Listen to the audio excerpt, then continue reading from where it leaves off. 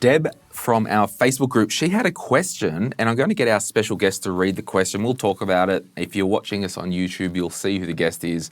If you're not, you can hang in there and I'll introduce him after we have a bit of a chat. What did Deb have to say? Deb had to say, if I had a second job, can I have 100% of that wage SS'd into my super? Now, I'm guessing that means salary sacrificed. Yeah, that's right. So the answer is you can, Deb. And even with your first job, you can have 100% of your salary sacrificed to super. So effectively, what that means is your employer would effectively, if ordinary course of business, if you were employed and you're like, I want to do an extra $120 a week or whatever it is to super, you tell your employer, they will put it into super and you'll get paid less take home, right?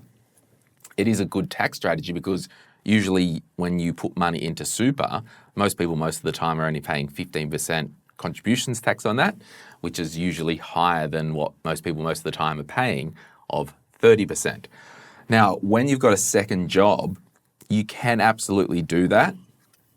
But I think there's maybe a couple of things that I just want to walk through that could impact this. So, your notice of assessment, which is you get paid, you get the notice of assessment, you earned X amount of dollars from your employer.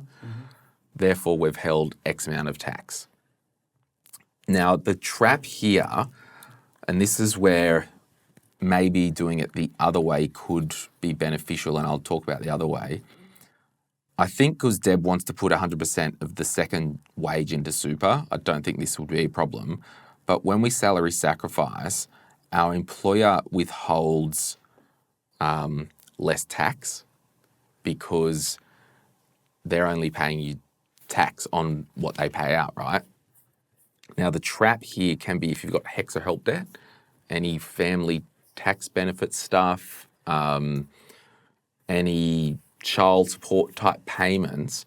What happens at the end of the year, the amount that salary sacrificed to super over your 12% superannuation guarantee gets added back. So on your notice of assessment, your tax return, it will say it's a reportable superannuation contribution, which reportable means we report on it. Super guarantee of 12% is a non-reportable superannuation benefit.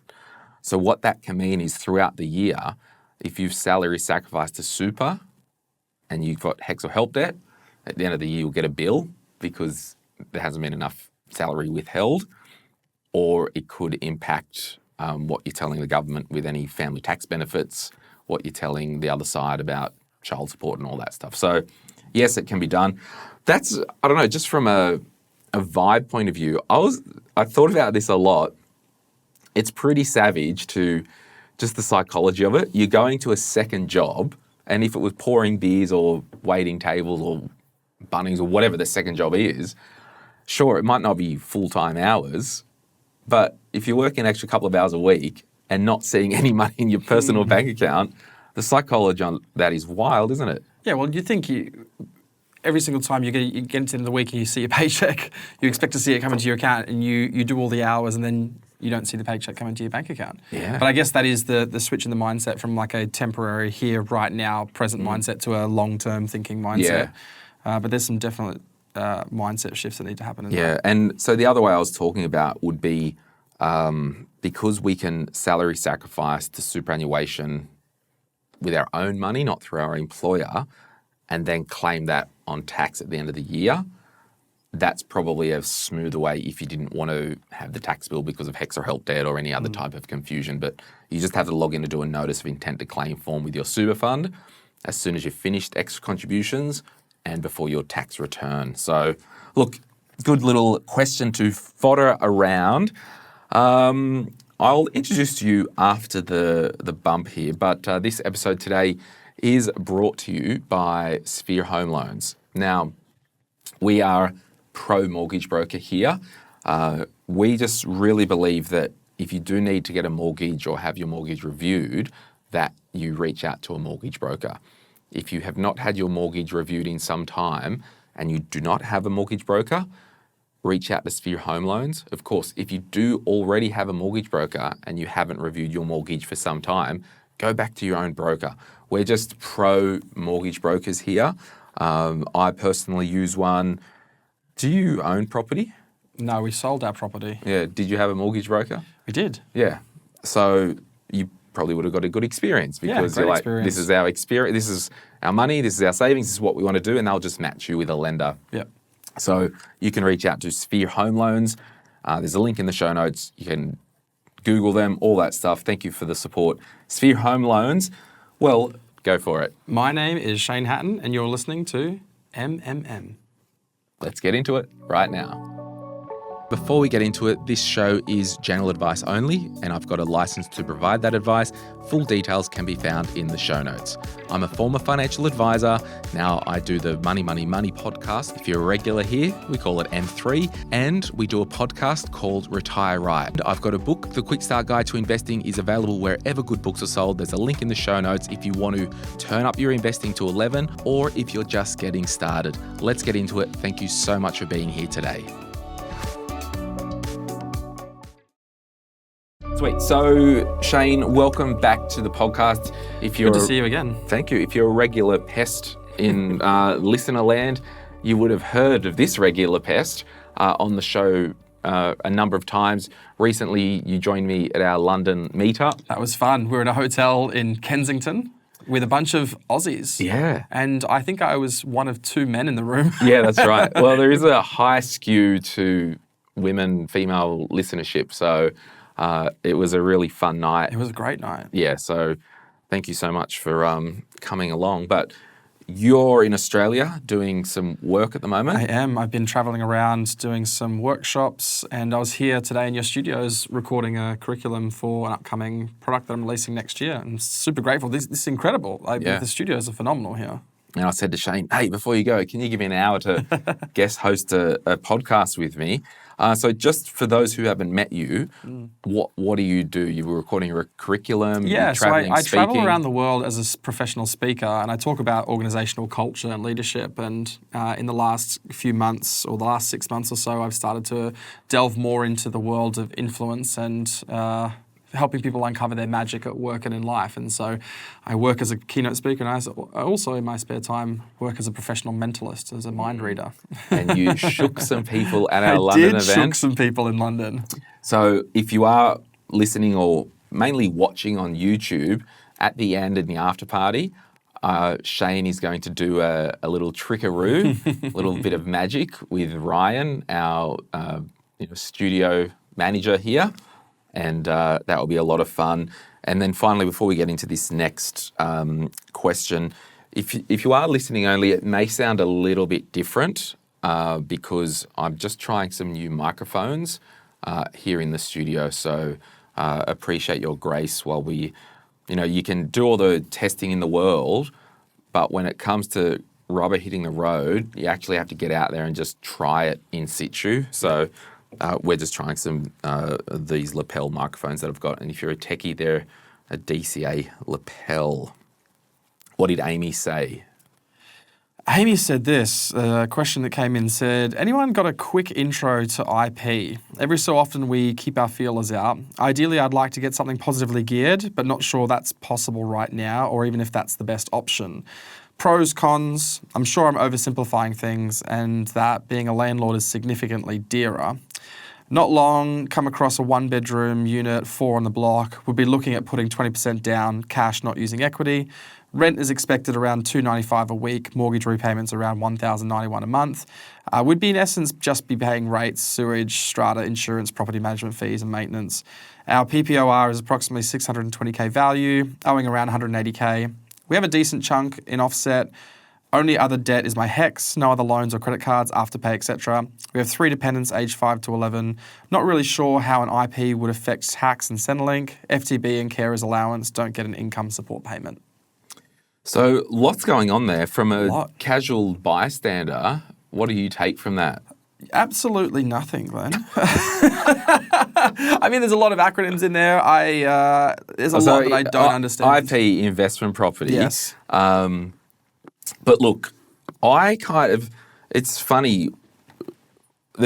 I actually did a little bit of research and assumptions based on the numbers that we've got. So my gut feeling is I think they're on the fence whether they want an investment property or not, and they're doing some analysis. Not long came across this blew over my desk, this opportunity. Let's do some numbers rather than kind of being a bit strategic and looking, right, we want to build wealth and have an investment portfolio with property. That's kind of my number one overarching thing. Positively geared in this climate in Australia, it's very hard to get positive cash flow / geared property. So it's not impossible, but it is quite hard. But the numbers that I've looked at, it's renting about $13,500 a year, which basically means, and it's a one better, I'm thinking it potentially is more regional property. I don't know. And even based on a 5% yield, which would be considered medium to high yield, we're looking at purchase price about $270,000, right? Call it 270. Then they said would likely be putting down a 20% deposit with cash, not equity. So realistically, we'll call it $60,000 of that. There is no way under the sun I'm putting down a 20% deposit for an investment property if I've got equity in the home and if I've got cash on the sideline. Now, I'll explain why. Just as a normal person out there, do you know where I'm heading with this?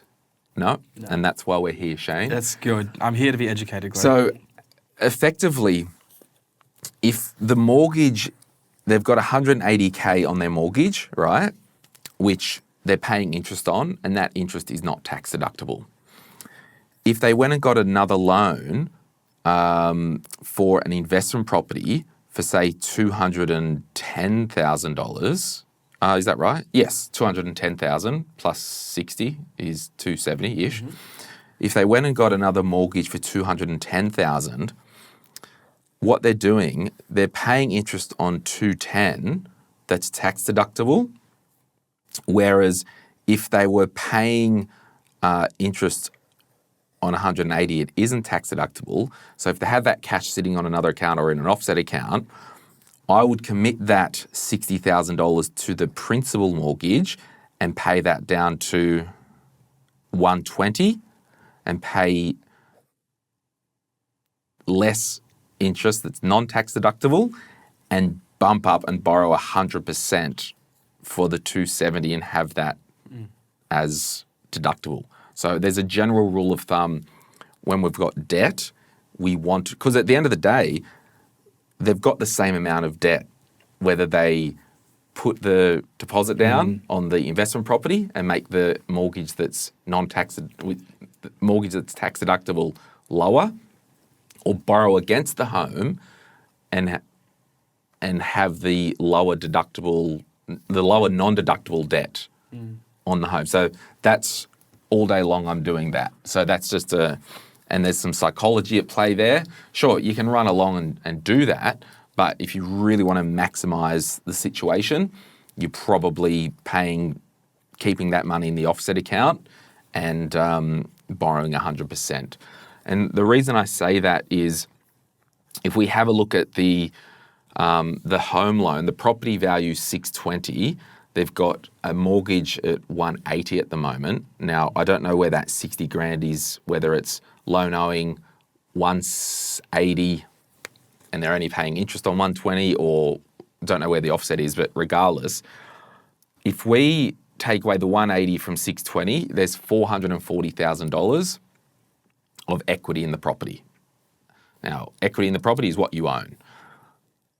The loan to value ratio is about 29%. So 29% loan against the value of the property. So what we know that when it comes to using equity to buy investment properties, you can't use the full 440 that's free. We've always got to have a spare 20% buffer against the main house.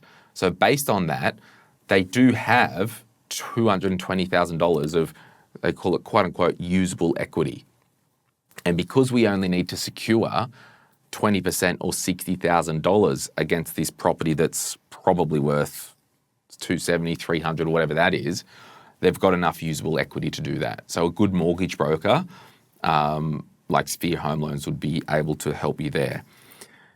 Any other questions, or are we going to keep going? No, let's keep going. Let's keep going. So then we need to have a look at, because they mentioned, where are we? Yeah, so like what the after tax cash flow is. And I wanted to kind of make this as easy to understand. So the income of the property is about $13,000. The mortgage repayment, $12,000 per year. Not sure if that's principal and interest. Probably doesn't matter at this stage. I'm assuming $500 for landlord insurance. I'm just assuming that rates are about, $1,200 for the year. I'm assuming that the strata or the body corporate for the for the unit, because it's one of four, is around $4,000 a year, or $80 per week. And management fee for the real estate agent, I've just assumed about 7%. It might be more, it might be less. And when we're doing these initial numbers, we just want a bit of a straw man or a steel man. What do they call it? Straw man, I think. Straw man. Because I hear American podcasts and they say steel man, straw man. Is steel man like Burning Man? This is it? And straw man's just whatever. Beyond the scope of what we're talking about. I'm a curious guy, and I wanted to know if you've got the answer. So what we're looking at is the total expenses to hold and run that property is going to be around $18,500, $18,800. We know that the rental income is $13,000, so there is a $5,800 hole, okay? Now, because it's negatively geared, I've just assumed that if two people were earning $80,000 a year, they would have, and if these two people had that loss of $5,861 split on their own tax returns, that's about $2,900 each, or call it $3,000 each that they would deduct. Effectively, the after-tax loss for the property, when it all comes and washes up, it's going to be around $4,000 because the tax safe per person is probably around $900. So then you go, okay, so why would I buy a property if it's costing me, after it all washes up, $4,000 per year? And this is where, enter turn of the century property capitalist pig walks in, and it's called negative gearing, baby. So the property's running at a loss, and the gearing is basically borrowing. So we've borrowed for it. The expenses, it's negative, so we claim that. And the goal is to eventually get to carry that $4,000 a year, and hopefully over time, that property is growing at more than $4,000 a year. So that's this whole strategy. Now, it falls apart pretty fast if you're buying 1 million properties and they're each negatively geared, because you're going to have to carry the bag and you'll run out of cash flow. That's why a lot of property spruikers will encourage their clients to set up companies, trusts to buy properties, but that's just been hit on the head by CBA and Macquarie just in the last couple of weeks, because people were finding these loopholes. Because if I was capped out with my 5 investment properties in my own name because of servicing, I can just go and set up a company. The bank would lend it money and not look at the personal servicing because it's a different entity. They would still tie a directly guarantee to the property, but in terms of servicing, so they're closing that. So the question is, if this unit was $270,000, $300,000, we would want it to be growing at a rate more than $4,000 a year holding costs. And for example, I've just put into a calculator $270,000 property growing at 4% a year. Might be more, might be less, not sure. The second year, it could be worth $280,000. So we know $10,000 is worth more, is higher than $4,000. So all that to say, do what you want. If you want to buy the property, buy it. No, not really sure how an investment property would affect tax and Centrelink, family tax benefit and carers allowance. I don't get an income support payment. Look, generally, and this is a broad brush stroke, with this type of stuff, we talked about at the start, they're not going to add back the loss as income or anything like that. So I think you should be fine. And in terms of, and they don't really look at equity. So I'm just going to put if this was the Retire Right podcast, Martin or Nathan or Vince would know the answer. But it's kind of beside the point here. I think this whole thing, we have 3 dependents aged 5 to 11. How do you want to build wealth? That's the question.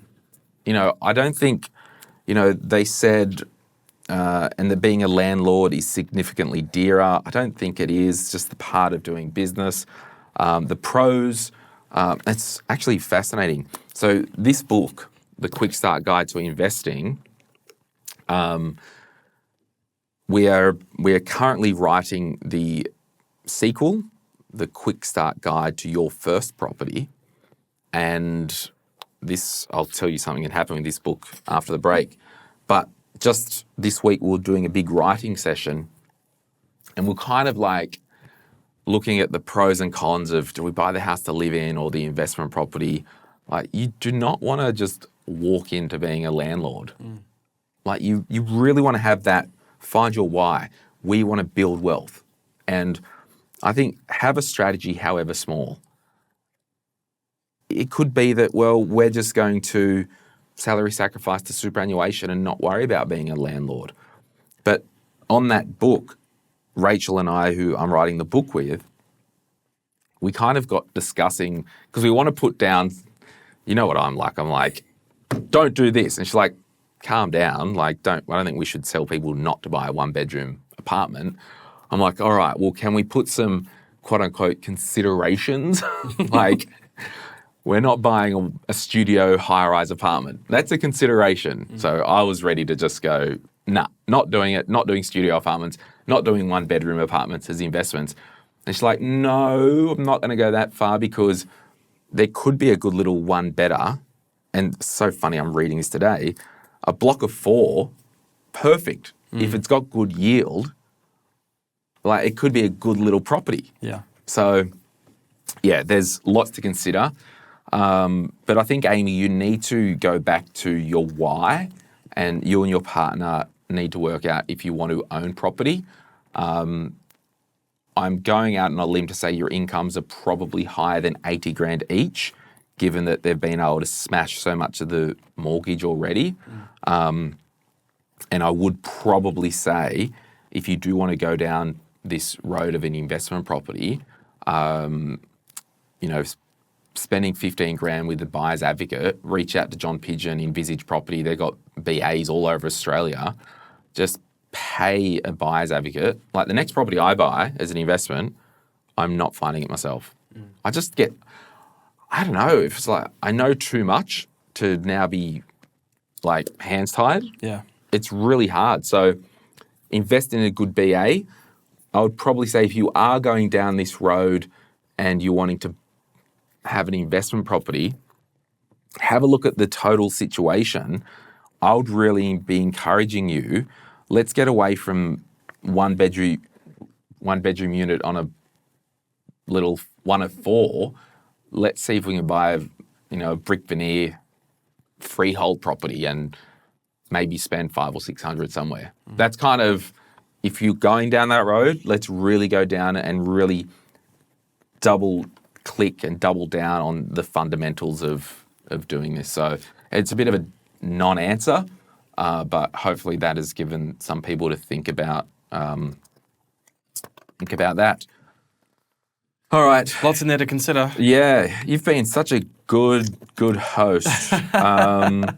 What else we got here from Julia? This is a great question from Julia. It says, a friend has been putting money into a bank account for her kids every month, and then recently she learned that it's being taxed at $20 a month. Seems not right.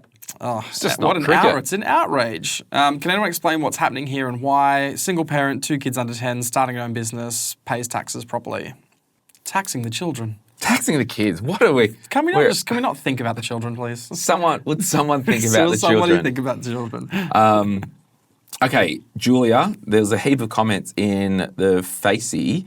You basically, that account could be flying in the wind without a tax file number on it. And then what happens, any bank that has a bank account and it does, and this is best practice for everyone. I've literally met people with savings accounts that are functioning adults and they're like, oh yeah, there's just money that gets taken out for tax each month because they do not have a tax file number. So basically what happens is the bank each month withhold the highest tax rate of the day and sends that money to the tax office. And then at the end of the year, when you do your tax return, they've withheld the highest rate and it will come out in the wash. So, but on this for kids, Catherine Hayes, who I saw in Perth last week, hello Catherine, at the Financial Advice Association conference, whether they have tax file numbers or not may not make a difference. If they're minors and the accounts are in their names, interest is classified as unearned income. It can be subject to tax as high as 66% once the interest exceeds $417. And then I think it kind of, if you just look at unearned income children's tax rate, it goes up to 66% and then back down, I think, after around $1,500 or something like that. But I don't want to bury the lead here. Check with the particular bank or lender what their policy is around minor accounts because they will have different things and withhold different amounts on different ages. I'll also put a link in the show notes and the comments to a blog that I did, Investing for Kids. We did it's such a wild thing. But yeah, just a bit of a flag. You want to make sure that, and you can get a tax file number at any age. So right. You can apply and if you want to invest for the kids, you can get the kid a tax file number. You can set them up with an investment account or a super account and start going to town on them. So there's some discussion there about investing on behalf of children as a trustee. However, the tax needs to be declared somewhere, and I'll save that you can have a look at the blog post if that's of interest to you, everyone. But hey, we'll be back right after this, and we're going to have some fun. Shane, would you tell your friends how much you earn? Oh, I don't know, Glenn. The truth is, yes, I tell everyone how much I earn. Okay, I'll ask you after this. Okay. But we'll talk about that when we get back. We'll be back right after this. If you're after personal financial advice, don't get it from a podcast. But if you want guidance tailored to your situation, head to moneypodcast.com.au and click Get Help. We'll connect you with one of our trusted professionals, financial advisors and mortgage brokers, who work with people right across Australia. No matter where you are, they can help. Now, before we get back to the show, a quick reminder to protect your financial life. That means having income protection sorted. It means having death cover if there's any debt or dependents relying on you. It means getting your personal insurance in order. Most people insure their car, they insure their house, but what about themselves? Sky Wealth, who support this podcast, are specialist financial advisors who can help you get the right cover in place. Their advice is often more comprehensive and better value than going direct through your super. Book a complimentary 15-minute chat at sky.com.au. That's skye.com.au. And they'll point you in the right direction. Okay, we're back. I teased it out before, Shane. I was sitting at a keynote conference in Perth last week, and it was 7 p.m. Sydney time and like 4 p.m.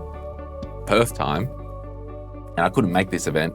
It was the Australian Business Book Awards competition, the ABBAs. The ABBAs. Have you ever put your books into the ABBAs? I did. I was a runner-up in 1 year of the ABBAs. Anyway. Yeah. So I was getting some messages from the publisher and my publicist. Like, your book, The Quick Start Guide to Investing, has just won 2025 Personal Finance Book of the Year. Congratulations. Yes. Thank you. The studio audience is going wild. The studio audience is going nuts. And then about 2 minutes later, I got another message.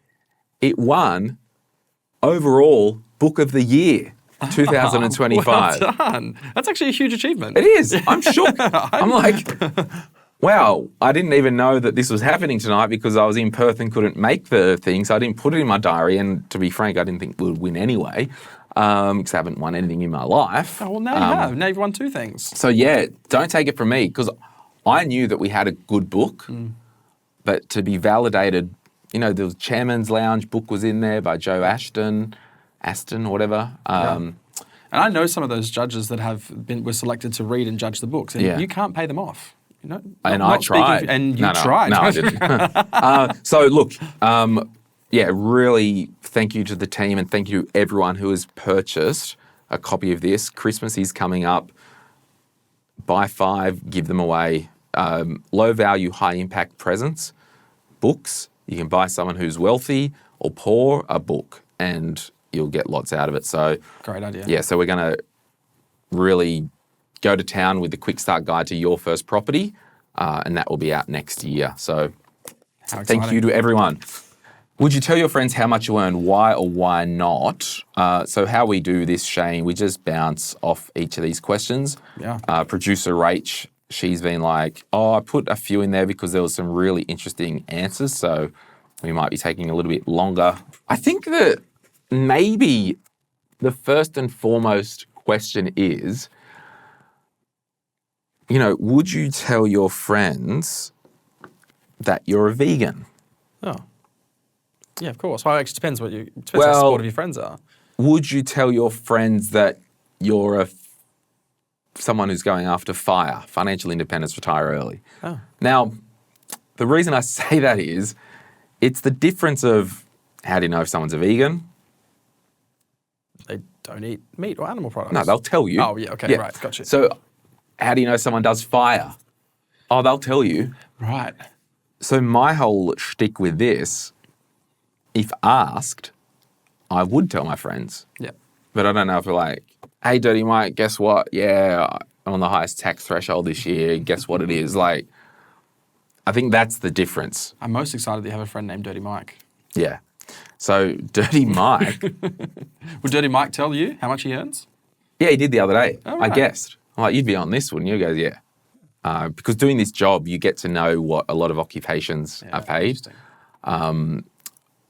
We won't tell everyone. Well, Dirty Mike and the Boys, the other guys, was the movie with Will Ferrell. Right. So Michael, we called him Dirty Mike just for fun. Gotcha. And the funny thing was, he married Jolie and she had a Prius. And in the other guys, Dirty Mike and the Boys would have bang sessions in a Prius. So it was just hilarious. All right, let's go. Daniel Quinn, regular pest in the group. Yes, he would, because we don't actually talk about money enough. Yeah. Yep. Silvana says to compare industries and jobs and roles, etc. Yes, but only if I was asked and without malintent. Oh. What do you think is like some malintent if someone's asking your income? I think it could be we're out for dinner or whatever, and it could be that. And I've seen it before. Just because you earn more, you should pay for this coffee or this dinner or and similar. Just because I can't have something doesn't mean you shouldn't as well. Yeah. So, Kalina, people are just jealous and bitter a lot of time, even if they hide it well. I've learned not to share specifics and to undertell my income. Interesting. Yeah, it's really Who interesting. are you hanging around with, Colina? Well, Liz says no, as I'm embarrassed by how little I earn compared to how old I am and how much I struggle raising my kids on my own, which is really, it's sad to hear that people around that you feel the need to have to feel that need for comparison. Do you think a lot of this comes back to this overarching comparison that we have with one another? Yeah, I don't know. I remember years ago, I joined a business community, and when I joined, one of the conditions of us joining to be part of this community is you had to wear a lanyard at every one of our immersions, and the lanyard showed the last 90 days of income and the last 12 months of income. So everybody could see and look at your lanyard and see how much you'd earned in the last 90 days and how much you'd earned in the last 12 months. And I loved it. I actually really enjoyed it. The reason why I liked it is because people in kind of business context will walk around like, they know everything, they've got all the answers. You can very quickly look at how well their business is performing. But what it did do, as much as it was uncomfortable, is it did remove some of that stigma around money and the awkwardness of having conversations about money.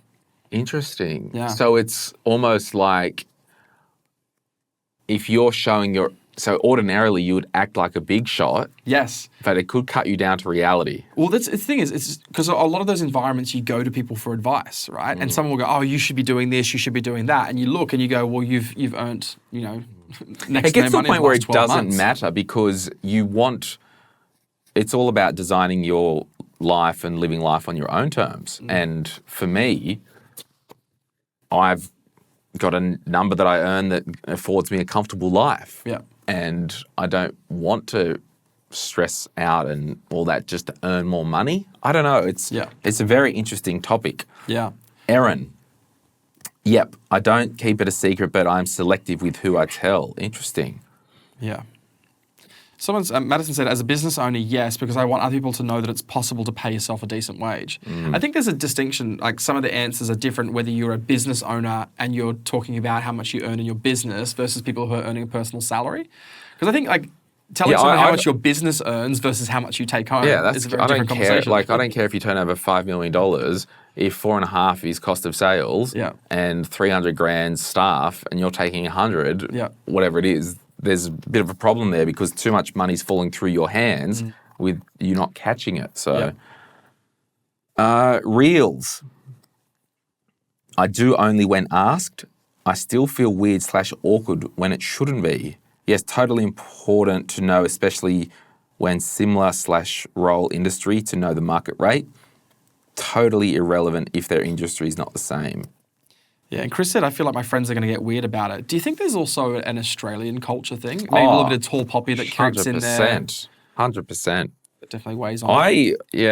I've just started sharing our YouTube income on Instagram and stuff. Because I just think it's fascinating and it's one small part of the business that I don't, because I run a public company, a private company rather, it's all private. I'm like, people might want to know. And, because it's not that much money, but it's just interesting. And we now share the business income, top line, before cost of sales, with the team every month, just to kind of compare last month and get a bit more buy-in. So, and I think for me, I was quite embarrassed to share that with the team. Why? Because I don't think I earn as much as I should. I can. But I live a comfortable life and it's good. Yeah. So, I don't know. It is interesting. Yeah. I mean, Stephanie says here, no, I don't discuss my financials with anyone. I always like to keep that private. I've always been a good saver, and when I was younger, silly me told my friend at the time how much money I had, and she then used to think that I can just pay for anything. She'd say, well, you've got plenty of money, and since then, I no longer want anyone to know how much I have apart from my parents and partner. There seems to be a common theme is it generally is I don't want people to see me in a different way or to think that I can basically bankroll our friendship group. Yeah, and I don't know. I've got to be careful what I say because I've got friends who listen to this, but it is interesting. And particularly if you earn good money and you're a generous person as well. Yeah. Sometimes there can be, in group situations, a non-intentional, Glenn will grab that, it's all good. And I will when I offer, but it's also, if it's $460 worth of pizza that I paid for a couple of weeks ago and 3 people sent me $20, and again, it was ages ago, don't care. And the only reason I bring it up because someone actually said to me, they're like, hey, just sent you the money. They go, does everyone there chip in as well? Or do they just, Glenn will get it? Yeah. I'm like, look, it's a bit of swings and roundabouts with that. But It's an interesting one as well, because I remember going to dinner with a couple of friends, and I don't know how much exactly they earn, but they earn a lot of money. It's very successful business people, and they took me to a place where I would never go to normally pay, and ordered drinks that I would never normally buy. And it got to the end of the night, and I was freaking out. But obviously, I put my card in to pay for my contribution as part of it, and they were like, no, of course not. And they kind of pushed the card back again. I nudged my way through. So again, like, it's contextual as well, right? So based on where you are. But it does create a bit of like an awkward dynamic sometimes within groups when you don't talk about money. Yeah, 100%. Holly, I work in the public service. Anyone who knows my employment level could easily Google it. So not too fussed about sharing this kind of information. Heather. I have done, and we no longer do, as we had an increase in people asking to borrow money. We love being generous. We're already extremely generous, but we're working on generational wealth, and so earning is almost irrelevant. We have big goals and still have to manage our long list of wants, and find that people borrowing money are not managing their own list. So even though we might earn more, it carries on. Yeah, I didn't crop at all. But we get the vibe. Vicky, absolutely never. The only people I'll talk money with is husband and parents. I find that interesting to talk about your parents very openly with your money. I find that there was always a bit of an uncomfortable conversation between me and my parents growing up. Yeah, I think the whole thing is, it's the intent. If we're just generally talking and it's like, oh, yeah, I've got a pay rise, they're getting an extra, I'm now getting 90 grand a year or something like that. Oh, what are you earning? Yep. And if it's chill and it's good, but if it's a witch hunt. Yep. What's your view on pay secrecy clauses and all that stuff? I hate it. I hate the idea of not being able to talk about salaries. And this is interesting because, if we step into your wheelhouse, you do a lot of team dynamic stuff. Yeah. And so... Yeah, well, I think at an organisational level, the reason why you would have pay secrecy is because you don't want people to find out they're getting paid less than somebody else. And by the very nature of wanting to keep it a secret, it means that there's an opportunity for you to do better as an employer. So, I'm all for pay transparency. And isn't there laws that have just recently come in Australia about... There is some stuff. I'm not across it because I didn't expect to go there. Shelley, when we need her. Yeah. Shelley, come into us the... I would I'm always caught in this dance of, and I'll basically say this publicly, and I'm about to because it's a public podcast. For example, my team, right, and many of other businesses, I've made the view, so we're on an award here as employees, and it's actually the miscellaneous award. There's an award for that, and it's got the rates. I've personally taken a view in my life that anyone I've ever employed, I won't just give them what the award says. It will always be more than the award. Yep. Even if it's 3% more, 5%, whatever that is, it'll always be more than the award. Because I think the award's the lowest common, like it's just the minimum, bare minimum. And I don't want a vibe of paying people just the minimum. That's, you know what I mean? Yep. So when it comes to pay, and this is going to be different, so don't at me, everyone. In small businesses, because the team's salaries are so far removed from the level for the maximum in the award, all bets are off, baby. We can pay whatever. I could, if I wanted to, price discriminate, or not price discriminate, but like you talked before about the salary discrimination. Don't talk about your salary, everyone, because Dave in accounts is getting, 80 grand a year, and Megan, who sits on the other side of the desk, is getting 110. They're doing the same job. Yeah, Megan's got a bit more go in her. She actually went and asked, and, so that business, why wouldn't they pay discriminate? Because they could be well departed from the award and literally like, yeah, Megan's actually worth more, Dave. Your pay rise is effective when you are, mate. Like, but then you go counter argument. gender pay gap can step in. Yeah. Well, I think yeah. Other things can step in as like, well, are you taking advantage of people? All that stuff. So yeah, well, if you can justify... Thanks for adding this question in, Rach. One. It's if you can justify the difference in pay, and again, the transparency is just about people having the freedom to be able to have that conversation as they need to. But it's a great one. Lots of people say, my friends and I talk openly about salaries and expenses. That's a good part of it as well. I like the idea of talking about not just how much do you earn, but like, hey, what are some of your big expenses? And, you might start to realise you could save money or find ways. Amy, yes, we are all here to support each other. I think transparency is helpful. It's more just the way you speak about it, and it can be unhelpful. Yeah, it really depends on how close the friendship is. Yeah, so mixed bag there. I'm just having a look, and this has just literally opened up a browser and talked about and just put into chat what are the current pay secrecy laws in Australia. Employees can talk about their pay. Employers can't stop them since late 2022. Yep. You have the legal right to share or ask about pay.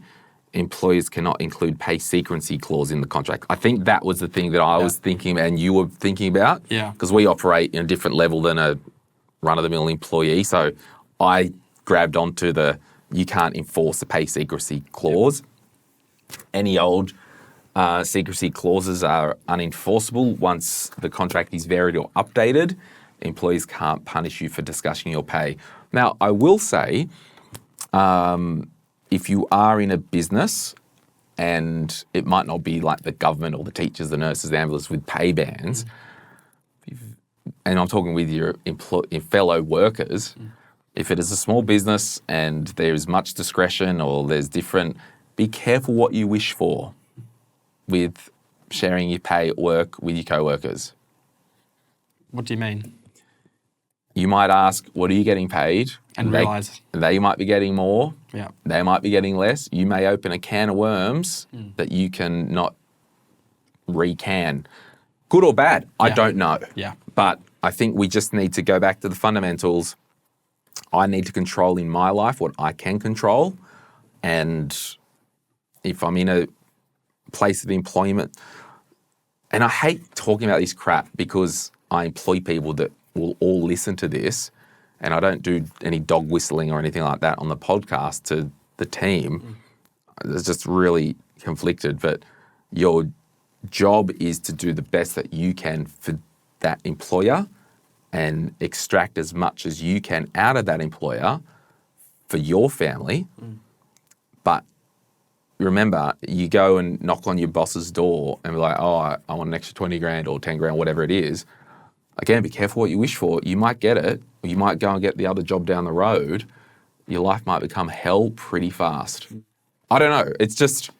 It's always a consideration. It's a big discussion. Yep. But you just, as employers listening, look after people.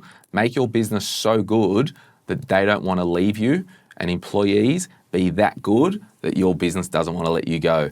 That's what we call a win-win. Yeah, brilliant. Because I was talking to a friend the other day, basically being poached for an extra 20 or 30 grand. And they messaged me and said, I've just read Sort Your Career Out and Make More Money, the book that I wrote with Shelley. And like, fantastic, changed our life, my life. And and I met someone else at the conference last week that came up to me and said, I read that book, it was amazing. So she got knocked on the shoulder, come work for us, extra 20 grand, all looked good on paper. But once she really looked at what they would want from her and how much her life would change with the demands of that extra money, she decided to stay. Yep. But we've all got to do what we can because we've got a responsibility, and I hate this word, out in the marketplace to get as much as we can for our family and bring it home. But also you need to be adding that value. It's an exchange. Yep. What a friggin' can of worms, Shane. Great can of worms to open up. Great conversations. We'll finish with this and then we'll have an after party and we might get Ryan downstairs. So Ryan, if you're upstairs listening, everyone if you're old or you'll know this, but if you're new to listening to our crap, got the new studios here. Our offices are upstairs now. There's a feed that goes upstairs so we can Listen in if there's any issues and whatnot. Oscar said, anyone here have any tips for creating a cash buffer, quote unquote, or a reserve separate to the emergency fund for those shoot moments, or just having a personal float, trying to have a minimum of $500? What's your shtick on this? How do you manage money? What's the difference between an emergency fund and an shoot moment? Yeah, so I'll give you the example. The Glen James spending plan, which is my free online course that I teach, we want people to have an emergency fund out of sight, out of mind, 3 to 6 months worth of expenses only for emergencies. And then what I teach is to transfer a fixed amount once a week over to an account that's on your phone that you tap for food, fuel, groceries, going out, cafes, any of that stuff. Now, I don't know if I did it, and I will be reshooting the online course in the new year, now that we've got all this set up. And I don't know if I mentioned it in the old online course because it's a little bit advanced in terms of your personal control of money and whatnot. But for example, I use my weekly spend goes over to my Up bank account every Wednesday, right? And sometimes, like what's today, Tuesday? Yeah. Tomorrow night, a new weekly amount will come in. Now, I know that between now and tomorrow night, I've got food sorted. I don't think I'll be spending more than $20. If we went out and got a burger after this, like it's there. I've got $79 left in my everyday account until tomorrow night.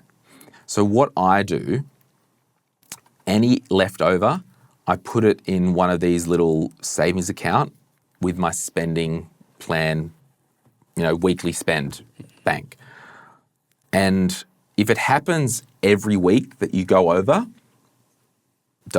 you probably just need to pay yourself less. Yep. But any ad hoc, $10, $20, $30, because some weeks it will become Wednesday afternoon and I've got $20 left or $1 or something. Yep. So what I've got is a little, in the savers account, I've just basically put spare money over there. So if something does come up, like Yep. like I'm going to Adelaide this Friday to see Tool play. Yep. Meeting a friend there, Nathan Fradley, who's been on the Retire Right podcast, so it's meeting him and his wife there. And I needed to buy a ticket, $300. Oh, that was just out of the blue, not planned for or anything. I go over to my little sub Glen slush fund. There's a bit more in here than I would usually like. I don't usually need more than $1,000 or even $500 for this type of crap. Yep. I've got $2,090 in there.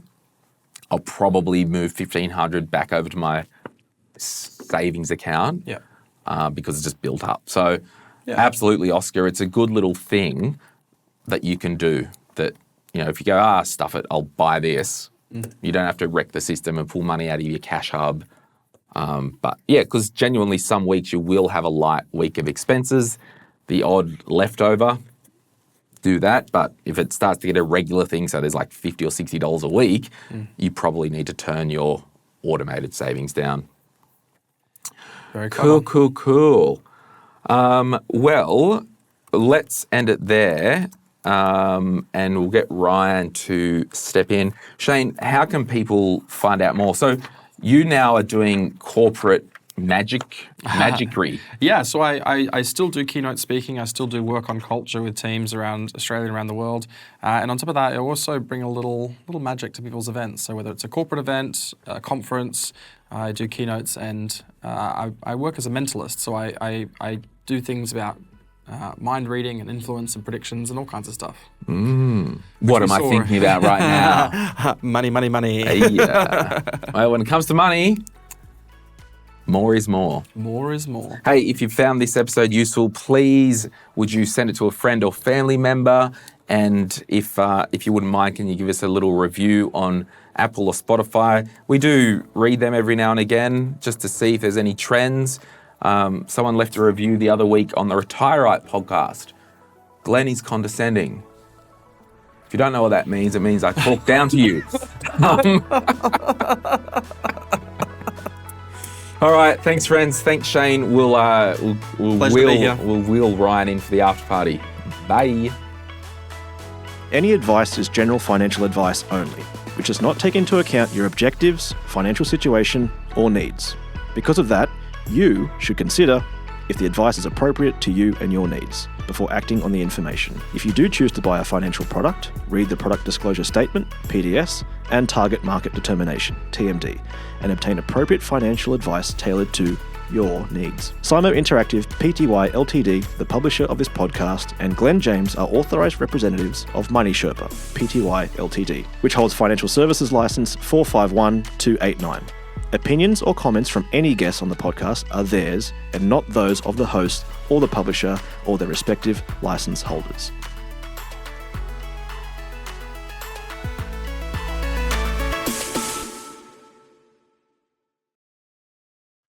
So welcome to the first episode. Thank you. Taking over the boss's chair. Yeah, we actually asked the staff if he was comfortable to go on the podcast, and he is. So Here I am.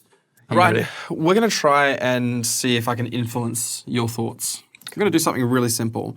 I'm going to try and influence your thoughts in around 10 seconds. So I've got my phone here. I'm going to open up the stopwatch on my phone. And essentially what I'm going to do is I'm going to press start, and you're going to watch the timer count up to 10 seconds. I won't stop it all the way at 10 seconds, but when you see it hit exactly 10 seconds, or roughly around 10 seconds, I just want you to press stop, okay? Cool. So I'm going to reset this here. I want you to take this. I'm going to leave this deck of cards here in the middle. Press start. When you see it hit 10 seconds, then you're going to press stop. So press start. Cool. And while you're doing that, I'm going to see if I can influence you to think about a specific card. It's a red card or a black card, a club, spade, a heart, or a diamond, a jack, queen, a king, or a number, okay? That's okay. I can see there you've stopped it in 10.48 seconds. Wow, In fast. 10.48 seconds, I'm going to try and see if I can influence the way you think, all right? Are you ready? Okay, so you want me Okay. to think of a card? Yep, red card or black card? Red card, Okay, heart or a diamond? heart, What number? 3. A three of hearts. Are you sure? Yeah, Three of hearts. It's a very specific card. it is. I told you today I was going to influence your thoughts in just 10 seconds, yeah? Yeah. You said the three of hearts. 3 of hearts. Look in here. In here, I have a deck of cards. And you notice these cards, all here, are facing the same way. Except somewhere in here, towards the end, we have one card here Show the camera. facing the opposite Show- direction. Oh my gosh, what the hell's going on? I don't know where the camera is. Yeah. So it's Look here, we have one Get- card here facing the opposite direction. What is your card again? the 3 of hearts. Exactly the three of heart. In 10.48 seconds, I was able to influence your thoughts. So that is the 3. We saw it. Sitting here the entire time. Nah, I was like, there's no way. That's such an obscure card to choose. Of course, it's not the obvious Yeah. card. Definitely not. All right, get out. And you're fine. I'm joking. God, that was Joking around amazing. with stuff. That was amazing. Wow. Well, Wow, thank you, Shane. That If, blew my mind. Do you want to do something like if you want to book Shane, you can close out the after party? All right. Yeah, if you've got any questions or anything, hit us up on our Facebook page, or if you want to get in touch with Shane, we'll put some info in the show notes. After party. After party. This is the fastest after party I've been to. 10 seconds. All right, see you, friends. Bye. Oh my God. All right. Okay, I've stopped my stopwatch. I'm not going to tell you when exactly I've stopped it. I might have stopped it or not, or maybe I haven't. Okay, I will tell you that I've stopped it in less than 20 seconds. Okay, press start on your stopwatch. Okay, hold it close to you, and then whenever you feel the kind of need to, you just stop it. Okay. Okay. Yep. You stopped it. Yep. Turn it around. What did you stop on? Stopped at what? 9.33 seconds. Oh, it was close. It was not what I stopped mine on. No, that's all right. That's fine. I just stopped mine at 9.33 seconds. Oh, what? Okay, I'm in the room How? and I'm seeing this. I'm so sorry. 9's my favorite number. So I was like, I'm going to try and stop it on 9 on the dot. That's very specific. Yeah. It's very specific. Okay. You saw it here first. You are not welcome here anymore. Get this juju out of the This dark black magic out of here. Oh my God. Yeah, for sure. I've got this book. Yeah. Glenn gave me this book when I started. It's a very good book. It's very easy to read. Good Christmas present. It's a great Christmas present. We sell them on the website as well. It's probably sold out by now. Probably sold out. Award-winning, But- if Glenn didn't bring it up. 2-time award-winning book. Yeah, really great book if you want to learn how to invest, because I knew nothing about investing when I started. still don't. And I still don't. But this gave me some ideas about something. So I know more than I did before. Thanks, friends. See you later. Thanks. Bye. Bye.